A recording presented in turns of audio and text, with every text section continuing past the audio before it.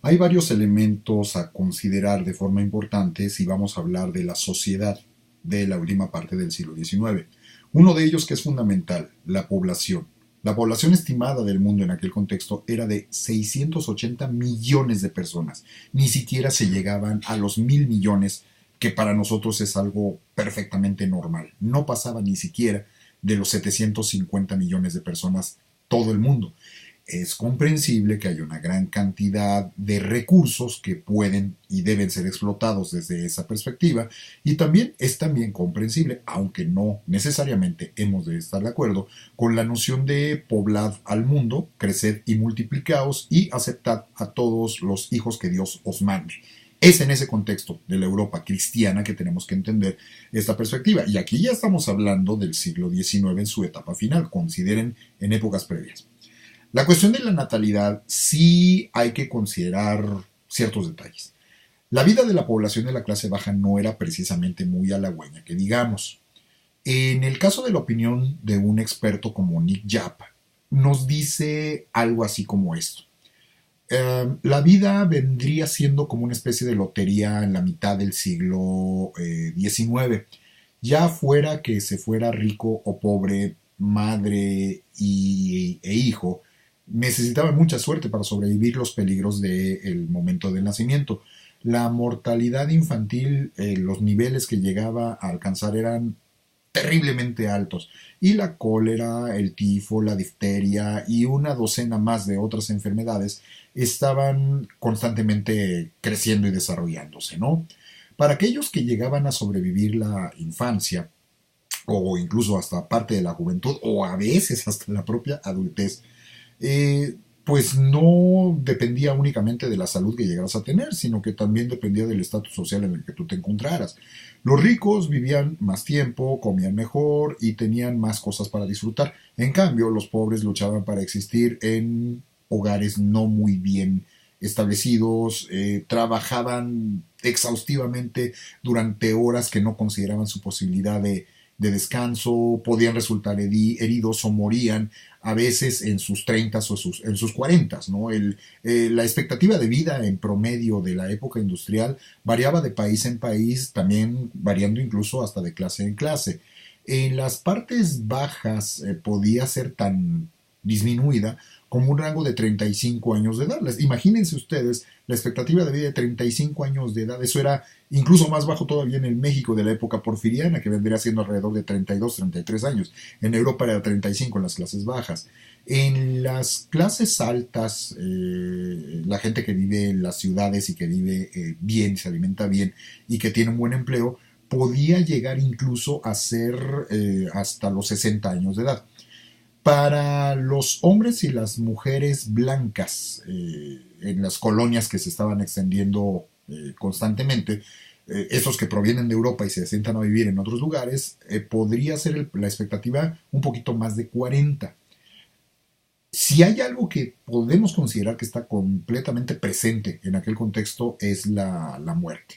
Entonces, no es extraño que mucha gente rece, crea en el más allá, crea en la posibilidad de una salvación, crea en la posibilidad de una vida eterna, porque no la van a tener en la tierra. Entonces ellos esperan que estas expectativas, sobre todo si mantienen un buen comportamiento, les permita tener una vida mejor hacia el futuro. Básicamente este es el planteamiento que nos hace el autor Nick Yap. Dentro de este contexto hay que considerar que surge el socialismo como nosotros lo entendemos. Y aquí hay que considerar lo siguiente. El socialismo nace movido por la idea de conseguir una mayor igualdad social, pero también hunde sus raíces en la utopía de la fraternidad universal o el socialismo utópico. Socialismo significa lucha por la igualdad, pero también cooperación asociativa frente a la libre empresa. Hay una influencia muy fuerte, además, del cristianismo en la formulación de las primeras doctrinas socialistas. Sus propuestas se centraban, en consecuencia, en la defensa de acciones filantrópicas o caritativas.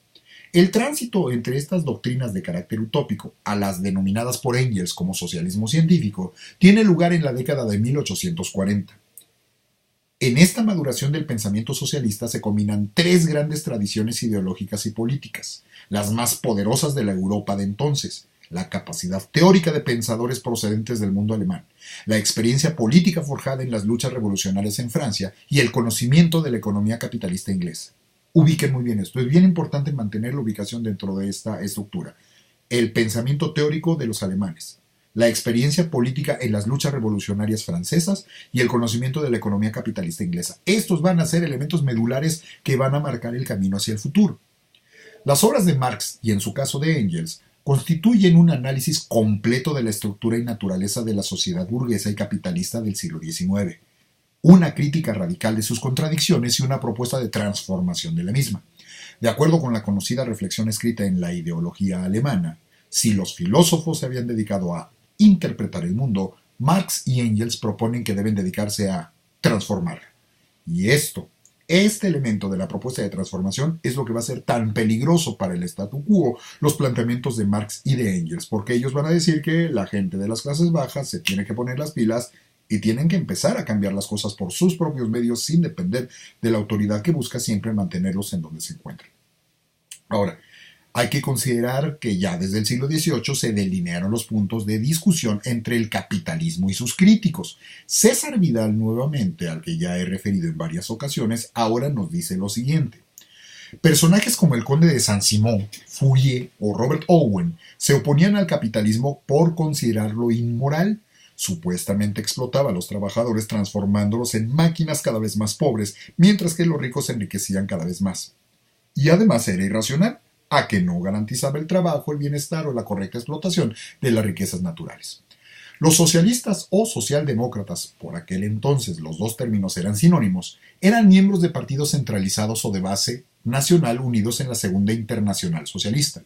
Todos ellos perseguían la desaparición del capitalismo y el advenimiento de una sociedad sin clases en que la propiedad de los medios de producción fuera colectiva.